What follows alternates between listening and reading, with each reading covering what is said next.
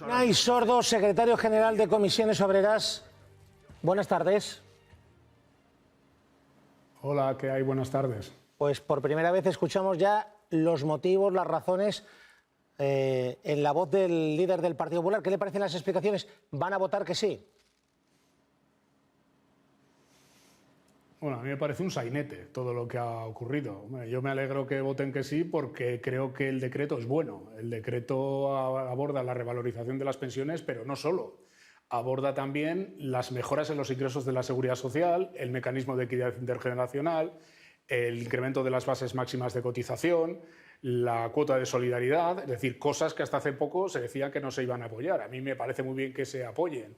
Se recupera el conjunto del decreto, recupera el escudo social, que se decía que se iba a dejar caer. Hace una semana votaron que no las tres derechas. Bueno, se mete en el Real Decreto y se aprueba. Oye, estupendo, que salga, ojalá saliera por unanimidad en el Congreso de los Diputados y de las diputadas. Pero a mí lo que ha ocurrido me parece un sainete, ¿no? Yo creo que hay que lanzar un mensaje a los responsables institucionales en general, particularmente a las formaciones políticas que votaron que no hace una semana, a lo que ahora votan que sí, que piensen en los derechos de la gente, que con los derechos de la gente no se juega, que estamos un poco hartos y hartas de que esto parezca un juego de tronos entre responsables políticos para marcar perfil entre ellos y que aquí nadie se acuerde de que España, que económicamente está en una buena situación económica, pero en España sigue habiendo situaciones de pensiones bajas, de salarios bajos, de pisos a precios disparatados, y mantenemos las movilizaciones del próximo domingo precisamente para indicar eso, ¿no?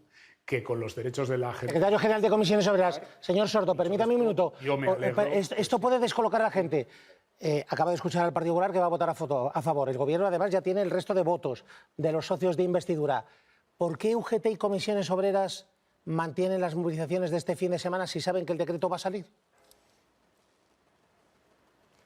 Para lanzar ese mensaje, bienvenido sea el Real Decreto Ley, pero lanzamos el mensaje, primero, de que con los derechos de la gente no se puede jugar y no se puede entrar en estos sainetes, y segundo, que aquí se ha visualizado una mayoría compuesta en un determinado momento por las tres derechas que creo que amenazan con algunas de las cuestiones que los sindicatos queremos llevar adelante en los próximos meses, como es, por ejemplo, la reducción de jornada. Pero el mantenimiento de las concentraciones tiene que ver un poco con esa expresión de hartazgo que yo creo que refleja una parte de la ciudadanía española sobre estos vaivenes que no tienen fácil explicación y que, insisto, no se me ocurre mejor palabra decir que parecen auténticos sainetes políticos, ¿no? Decimos, piensen más en los derechos de la mayoría social, piensen menos en los dimes y diretes para marcar perfiles entre unos partidos y otros. Señor Sordo, subida del salario mínimo. Ustedes han llegado a un acuerdo ayer con el Ministerio de Trabajo, con la vicepresidenta Yolanda Díaz. Ustedes pedían más. Pedían 1.200 euros, 14 pagas, van a ser 1.184. ¿Por qué han llegado a ese acuerdo? Hemos llegado a este acuerdo porque el Gobierno ha adquirido con los sindicatos un compromiso para abordar en el plazo de 2 meses una negociación muy importante sobre cómo se regula el salario mínimo interprofesional en España. Este es un tema un poquito complicado, en 30 segundos lo voy a tratar de explicar. Hay muchas empresas donde el salario base de los trabajadores está ligado al salario mínimo interprofesional, pero luego hay pluses y complementos a ese salario mínimo.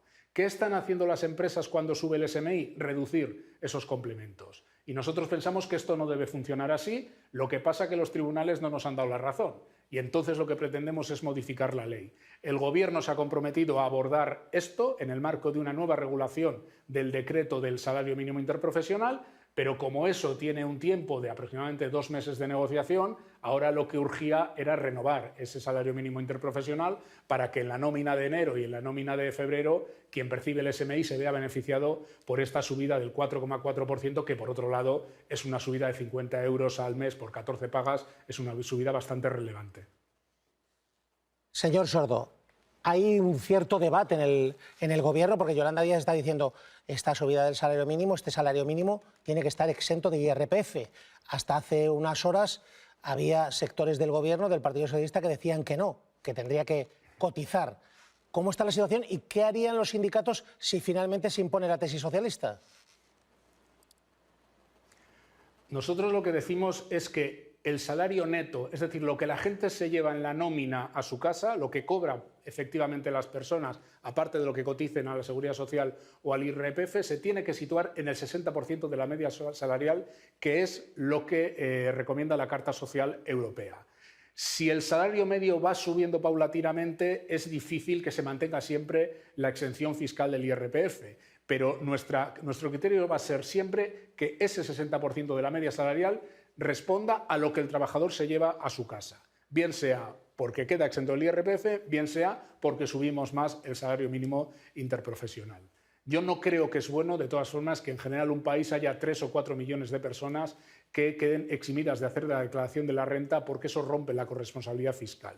Yo creo que lo que tiene que haber es un sistema fiscal progresivo que hace que el que cobra esos salarios más bajos perciba recursos de la hacienda pública y, evidentemente, creo que si no se produce una modificación en los tramos del IRPF va a afectar realmente a muy poca gente, pero bueno, vamos a ver cómo queda el asunto. En cualquier caso, nosotros siempre vamos a defender que si tiene que pagar IRPF esos salarios más bajos, se incrementen más los salarios para que la gente lo que se lleve a casa sea la misma cantidad.